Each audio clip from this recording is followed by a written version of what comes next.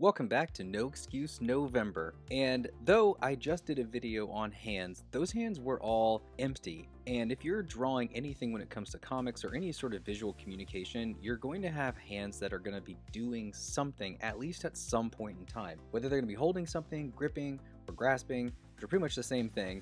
But regardless, it's going to be a hand that's in action. So what does that look like? Because you're going to be grabbing things that are all different shapes and sizes. So let's draw some examples. Now, something that is really key to remember whenever drawing something that a hand is going to be gripping or holding is that you need to draw through the hand. Make sure you continue the object. There's a lot of times that artists will have this tendency to want to draw the hand, and then especially if it's gripping something like, I don't know, like a pipe or something like that, they draw the top of it coming out of the portion near the first finger and the thumb, and they show the bottom coming out of the palm and the pinky, but they don't actually show what goes inside of it. And so sometimes you have this tendency to make it look like you have this weird bent object. Now, to remedy that, draw through the hand. And really something that is the easy way to remember it is that your hand is going to be reactive to the object that it's holding. So your hand's not imposing its will on that object to bend how it wants it if it is a solid object. So say it's a phone or a pencil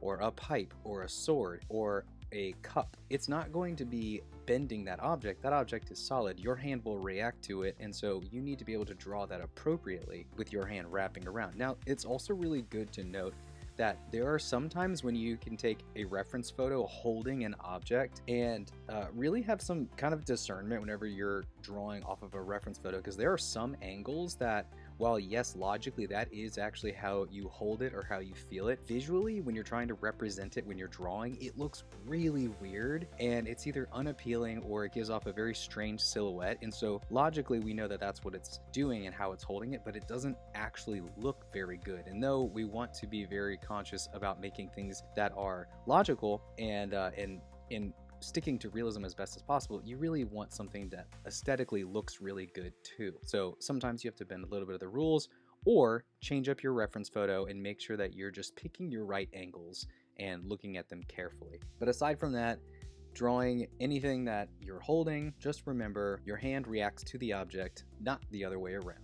It's also worth noting when gripping an object, the more space you have between the fingers, the lighter the grip is going to be, and maybe the looser the grip is going to be, and the tighter and the less gap or space between them will show how tight your character is gripping something. So just a good note to know, and thanks for watching my video. Go join our challenge over at school, and with that, go practice, practice, practice. Thanks everybody.